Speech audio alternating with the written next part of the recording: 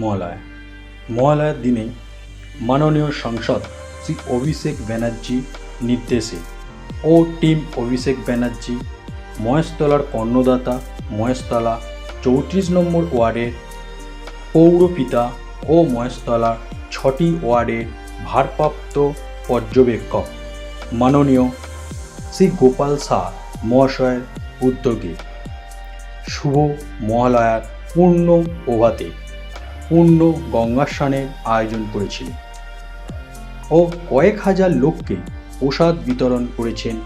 এই অনুষ্ঠানটি অনুষ্ঠিত হয় বাটানগর গঙ্গার ধারে। এখানে অসংখ্য মানুষের সমাগম হয় এবং মানুষের ভিড় ছিল খুব চোখে পড়ার মতো। এছাড়া কোনো রকম অপ্রীতিকর ঘটনা এড়াতে প্রশাসনের কড়া নজরদারি ছিল মহেশতলা নুঙ্গি গঙ্গার ঘাটে। মোতায়েন করা হয়েছিল র্যাব। এছাড়াও গঙ্গাবক্ষে ছিল স্পিড বোটের ব্যবস্থা। গঙ্গার ঘাটে নজরদারিতে উপস্থিত ছিলেন প্রশাসনের এসডিপিও সৈয়দ রেজাউল কবির, মহেশতলা থানার আইসি তাপস সিনহা সহ বিশাল পুলিশ বাহিনী। এইসব তুলে ধরেছেন আমাদের প্রতিনিধি কৌশিক ঘোষ।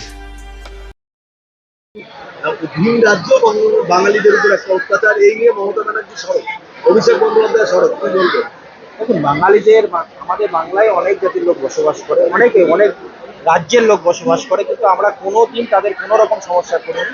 কিন্তু বাংলায় বাংলার যে লোক বাঙালিরা যেখানে যেখানে আছে অনেক জায়গায় তাদেরকে হেনস্থা করা হচ্ছে, তার আমরা প্রতিবাদ জানাচ্ছি। কারণ ভারতবর্ষ সাম্প্রতিক দেশ, সেখানে এরকম সমস্যা হচ্ছে।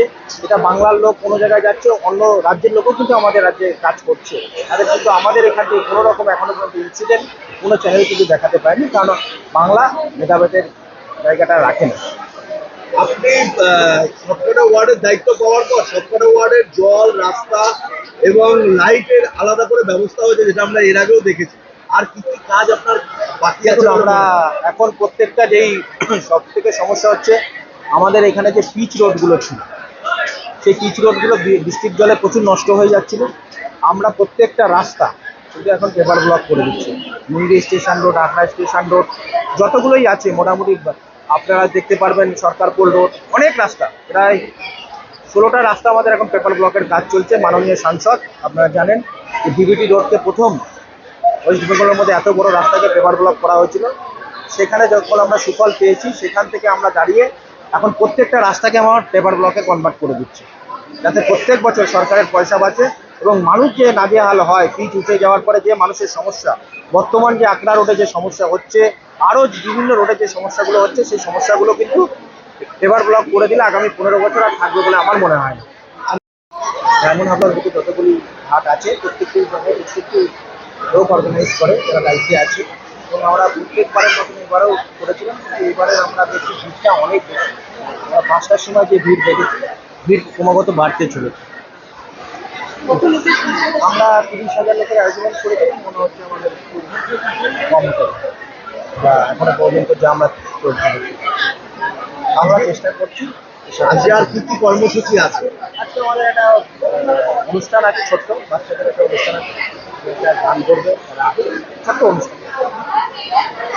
দুর্গাপুজোর শুভ সূচনা হলো, মহেশতলাবাসীকে কি বার্তা দেবে? সবাইকে আমাদের একসাথে মিলে সব কিছু ভেদাভেদ ভুলে গিয়ে একসাথে আমাদের পুজোটা কাটাতে হবে। জানি পুজোটা দুর্গারূপে মাকে যখন আমরা পুজো করছি, আমরা যে শক্তিটা অর্জন করবো সেটা যেন শুভ শক্তিতে পরিণত হয়, অশুভ শক্তি যাতে কাজ না করতে পারে, আমাদের সেই দিকে খেয়াল রাখতে হবে সবাইকে।